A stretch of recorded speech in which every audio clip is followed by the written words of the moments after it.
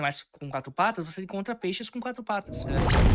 Você me falou que tem uma história da evolução, que você tem uns registros da evolução, acho que do urso. Não sei se o urso virou Nossa. baleia, a baleia virou urso. Ah, isso aí é uma história legal. Inclusive, ó, como eu falei no começo da live, né? Segunda-feira agora, às 9 da noite, a gente vai estar no canal Paleontos TV falando sobre esse assunto. A Legal. gente vai mostrar ao vivo as réplicas fósseis desses animais. Porque é sobre a evolução da baleia isso, Sim. né? O que acontece é que Darwin, ele fez algumas previsões, né? No livro dele, né?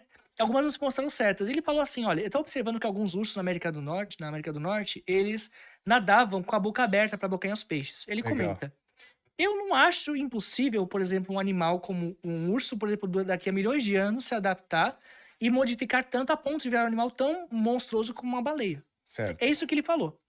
Isso já é suficiente para algumas pessoas de Terra Jovem, principalmente, falarem na internet que Darwin disse que o urso virando de boca aberta vira baleia.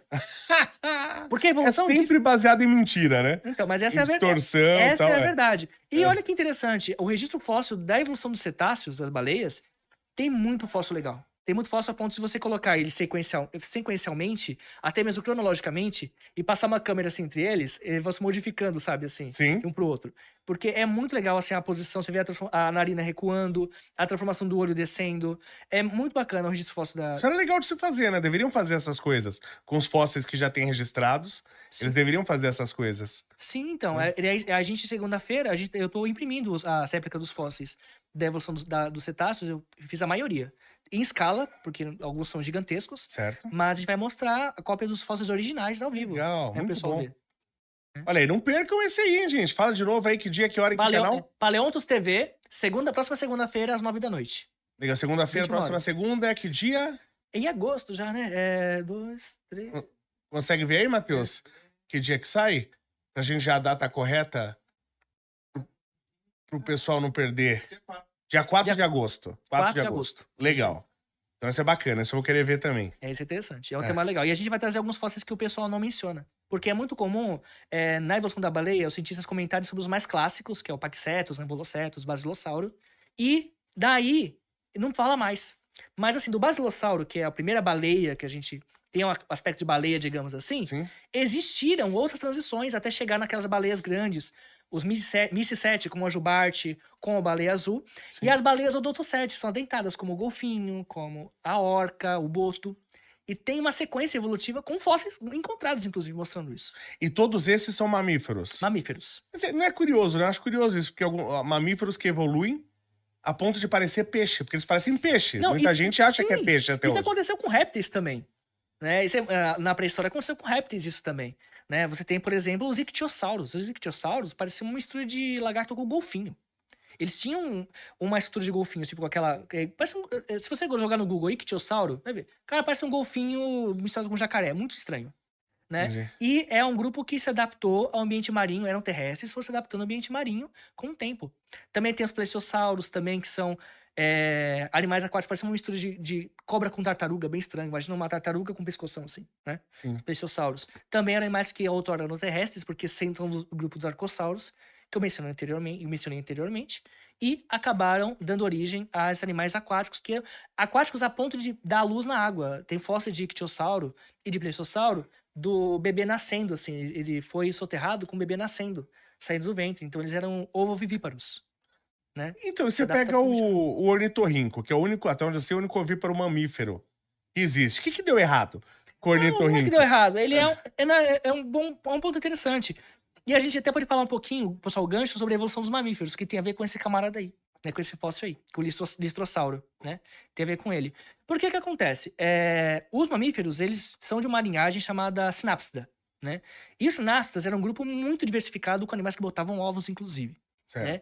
Então você tinha uma diversidade de sinapses que são ancestrais dos mamíferos bem estranha. O ovíparo é um dos mais antigos, entre os seres vivos, é as coisas mais antigas. Exatamente. Mamífero é uma coisa relativamente recente. Exato, exatamente. Tá. Então, assim, a gente tinha um grupo de sinápsidos que tinha uma variedade muito grande, alguns tinham dente de sabre, como esse aí, tinha alguns que tinham, pareciam mais ratos, tinha uns que pareciam uma mistura de lobo com jacaré, umas coisas bem bizonhas que existiam naquela época, na era paleozoica, antes dos dinossauros.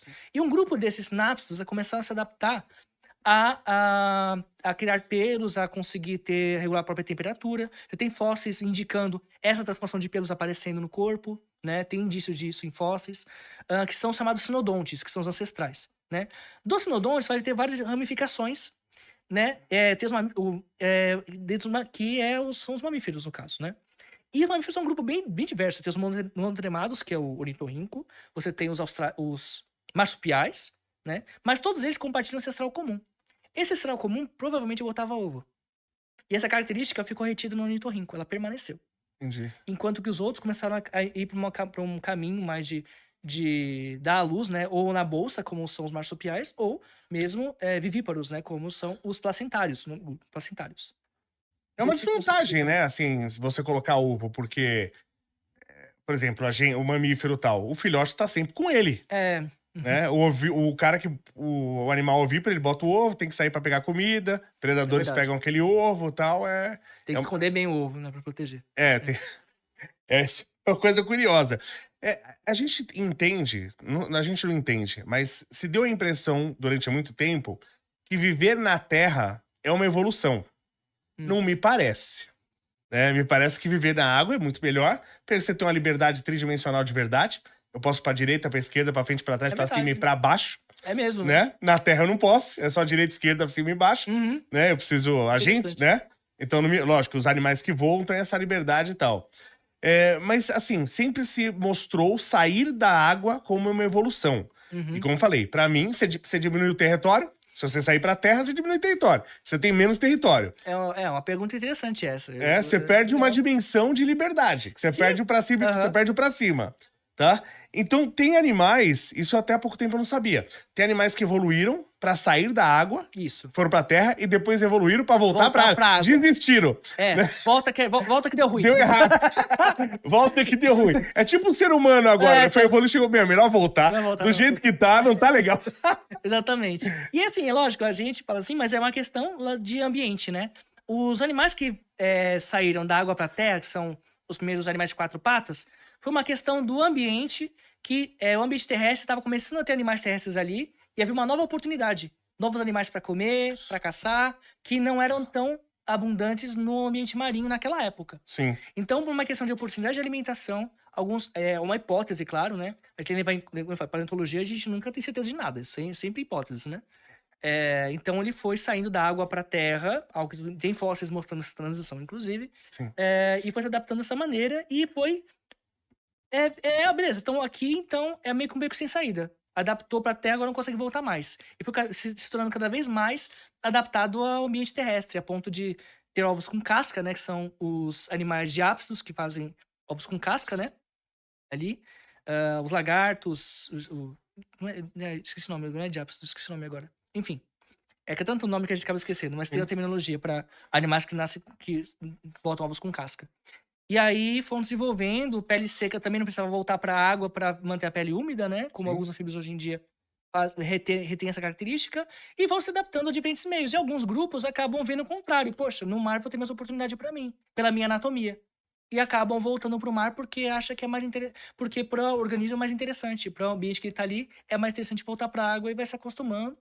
Então, é tudo uma questão do ambiente e da oportunidade em questão. Sim. Essa seleção natural é assim, né? Mas tem um sequenciamento fóssil de algum animal que, mostrando ele saindo da água para a terra e depois voltando, tem um sequenciamento fóssil disso?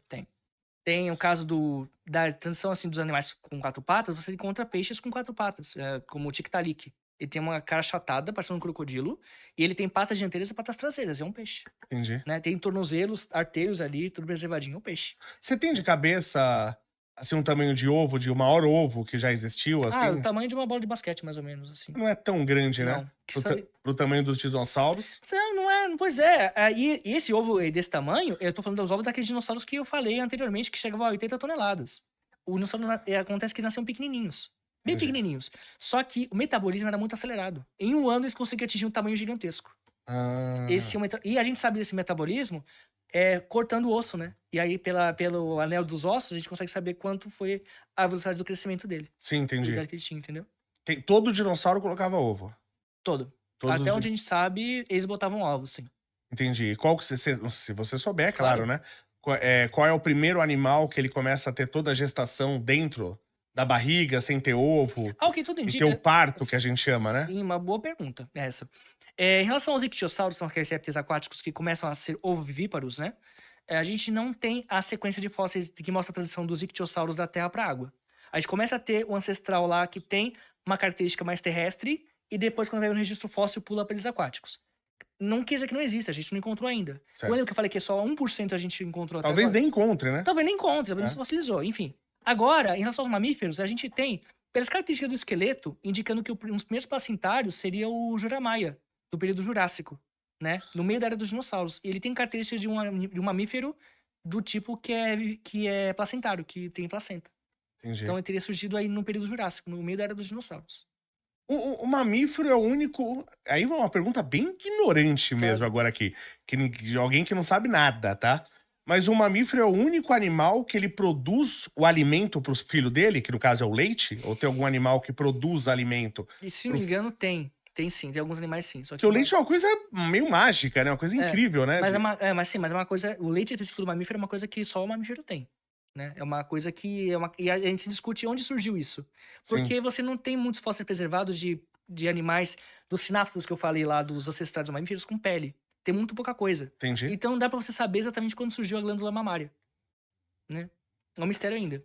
Mas enfim. Pode Entendi. ser. Mas é o surgimento da glândula mamária, que é o surgimento do mamífero, né? A mesma coisa. Exatamente, isso, exatamente. Entendi. Mas Até o ornitorrinco também produz leite, só que. sim, sim. Né? Mas não tem nenhum outro animal que não seja mamífero que produz de si um alimento pro seu filho. De cabeça agora talvez até tenha, só que eu não tô lembrando. É, esse eu também. Se alguém souber aí no chat aí, Comenta por aí. favor, comenta aí, porque esse aí a gente não sabe. Exatamente. Se você fosse chutar, tá? Porque existem vários. Eu sou péssimo nisso, mas tem lá os reinos, filo, não sei o que, não sei o que, não sei o que. Aí você tem lá os mamíferos, os répteis, sei lá, esses grupos aí todos. Qual teria mais condição? Né?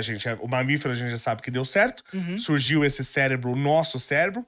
Qual outro grupo teria condição de desenvolver um cérebro como o nosso? Um réptil, um anfíbio, Boa pergunta. Talvez olha, bom, considerando que as aves são dinossauros, Sim. os próprios dinossauros.